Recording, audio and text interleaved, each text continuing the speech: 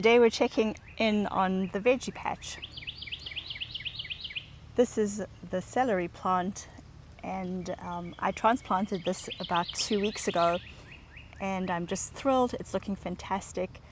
The center leaves are nice and dark and healthy, and that's exactly what I was looking for. Next to them, I had planted a package of wild flower seeds, and they've seem to be growing quite well. They really are tiny still, and at the moment I have no idea what's what, but we're going to just let them keep on growing and keep checking in on them.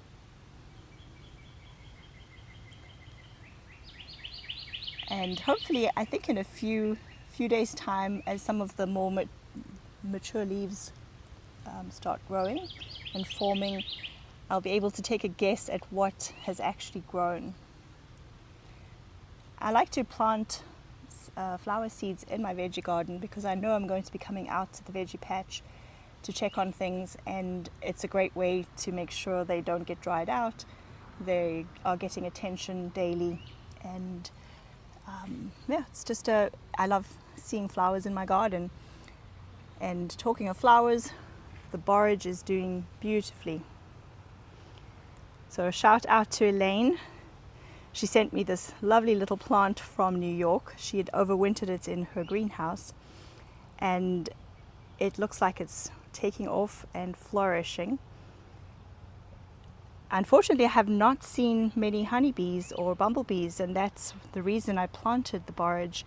I wanted to have some flowers that bring in pollinators to my veggie patch. But something's not right over here in Charleston. I've yet to see any honeybees this season, which most years, the last few years we've been here, we could actually hear the bees. There were so many of them. So I hand pollinated my peach tree, and I'm wondering if we'll have to do the same with the veggie patch, because there've just been almost no pollinators whatsoever. The cucumber is looking super. We have our first cucumber, and I'm glad that I actually cut off all the early flowers just to give the plant enough time to set roots and get healthier. So the plant itself is looking really good. And what I'll be doing now is, as it grows every day or two, just make sure I weave it into the stand. This is just a tomato cage, but it's a great way to have your cucumbers in the garden without them taking over and lying on the ground, because when plants are on the ground they tend to have more problems with bugs.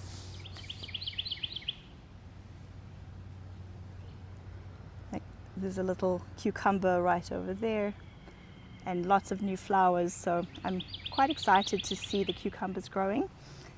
And a shout out to Antoine. Thank you so much for the cucumber seedlings, and hopefully yours are doing just as well.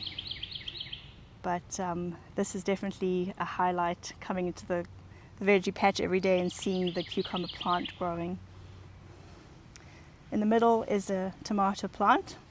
And this is actually also from my friend Antoine, and that's looking super.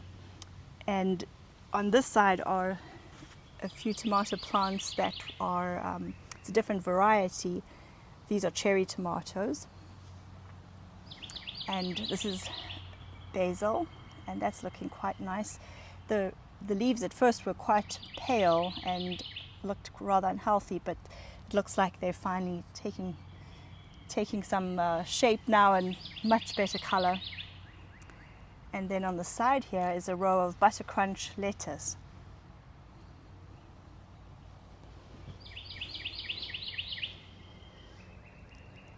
The Cape gooseberry is growing nicely.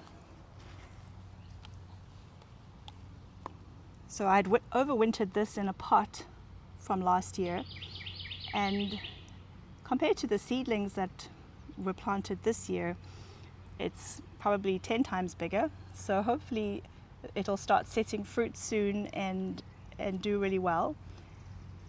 I've not tried to do this before, but I overwintered the Cape gooseberry and then also a pepper. This is just a sweet pepper plant, and that's looking pretty healthy. So far it has quite a few little peppers that are set, and some new flowers. There's a flower over there. So the pepper plants that had started the springtime are still really tiny. So I think it is worth it if you have the space to overwinter a few pots.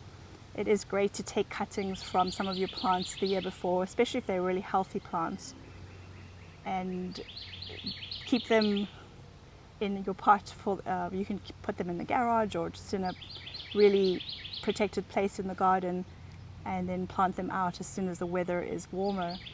And definitely been worth it for me to try this. So here's a pepper plant that I started next to it, and you can see the difference. Look how tiny that is compared to that one.